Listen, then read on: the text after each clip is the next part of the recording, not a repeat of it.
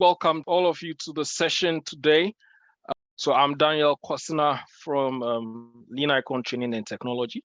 I'm a management consultant with a focus on digital transformation, essentially helping organizations craft and execute their digital strategies. Also an enterprise agile coach and an OKR coach. So I'm excited today to share with you on objectives and key results and how we can use OKRs to drive our failing transformations. So we'll go straight into the session.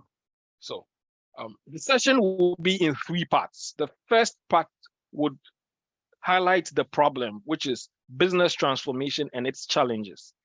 Second part would give us an overview of the solution to the myriad of problems organizations are facing with respect to their transformation. That's an overview on OKRs. Then finally, we would talk about the problem and the solution fit, how these two come together to deliver successes in business transformation. So we'll then look at how OKRs are driving transformations in organizations and how we can also leverage on it in the various transformations that we are involved in. So let's start with business transformation and its challenges. Currently, the third digital revolution is upon us, and there is so much happening on the internet. So the internet is the major driver for the third digital revolution. Currently, we have 5 billion internet users with 4.5 billion on social media.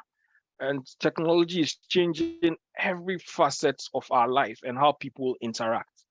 Transformation is becoming unavoidable. And in the face of unprecedented changes, organizations have to brace up for this challenge. There's digitalization, there's climate change, with looking at how recently COVID-19 has impacted businesses and forced us to hasten on our digital transformations. There are startups that are coming up every now and then and are leveraging on these technologies to become more valuable than organizations that have been around for over 50 years. You have very young companies, 20, 10 years, 5 years old, leveraging on technologies such as robotics,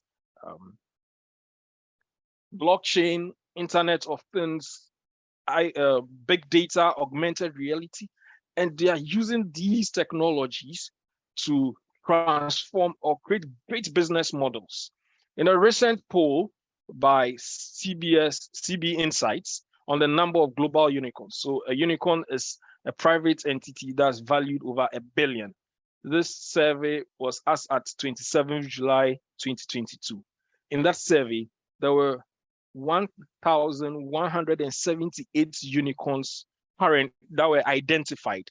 And in these unicorns, just last year, 2021, we had 529 new additions. This year, as at when the survey was conducted, we have 220 new unicorns. And all these businesses, these startups, are technology enabled. Amongst them, 244, which is the highest number, are fintechs. And it should show you how fintechs, how banking as we know it is being disrupted. The rise of new banks, digital banks, taking over from our traditional banks. Hence, for all businesses in all industries or organizations, they have to adapt technology. They have to let go of their legacy systems to be able to stay relevant in the digital age. Also, a recent survey, conducted by EY, the global consulting firm, and the Oxford Business School, which involved 935 chief executives with members of their organization, about 1,127 of them from 23 countries in 7 different industries.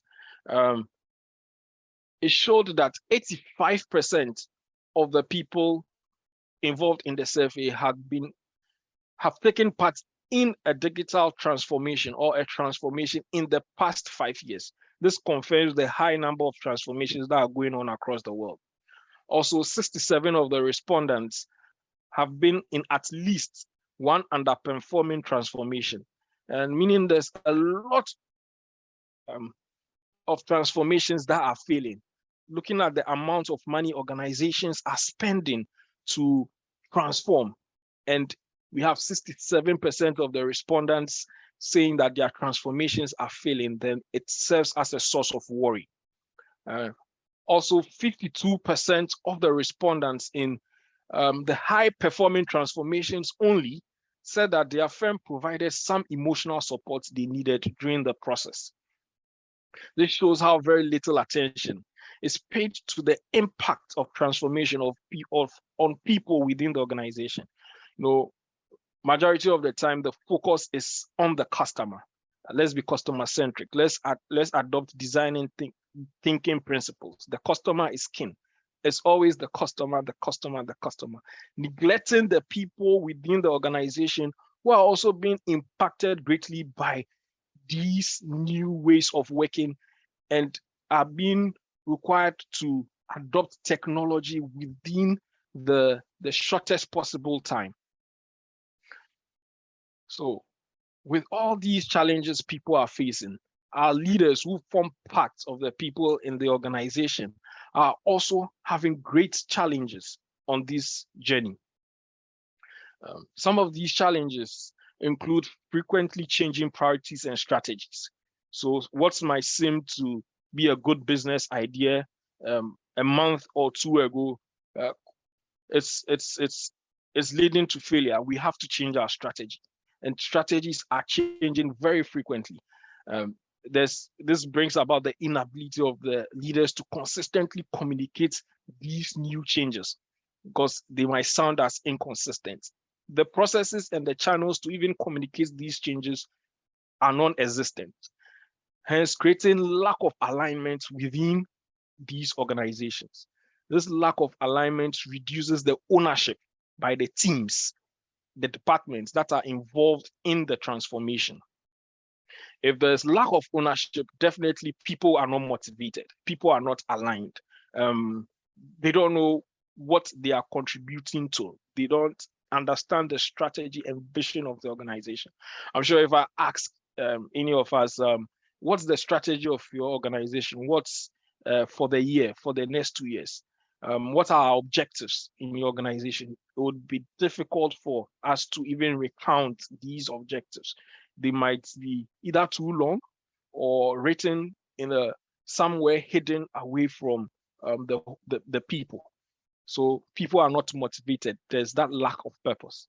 And when there's lack of motivation, there is reduced momentum within these transformations, leading to the failures that the survey by EY and the Oxford Business School identified.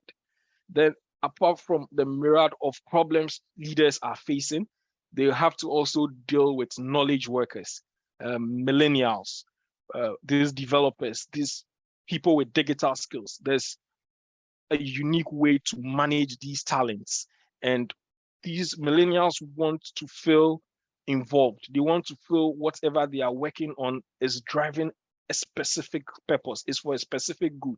So if leaders are not able to communicate this properly, all these lead to people lacking motivation, getting overworked, and the recent trend we heard about the great resignation, where a lot of people are resigning from organizations, is all due to this lack of motivation. So how then do we work at bringing people into the center of our transformation and not just focus on the customer?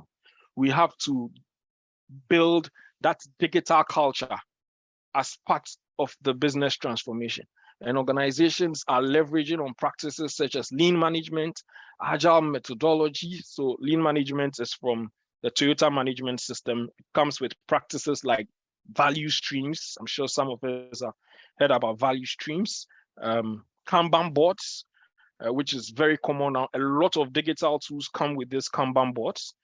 And with agile methodologies, we have Scrum, we have SAFe, the Skilled Agile Framework, which LIT is a silver partner, and we actively support our partners who are undergoing their transformation to adapt the Skilled Agile Framework and align it to their organizational culture and design. And we have other practices like design thinking, DevOps, lean startups, and OKRs to help build that digital culture. Today, we would focus heavily on how OKRs can be adapted by businesses in both the development teams and the operation teams to help in driving business transformation.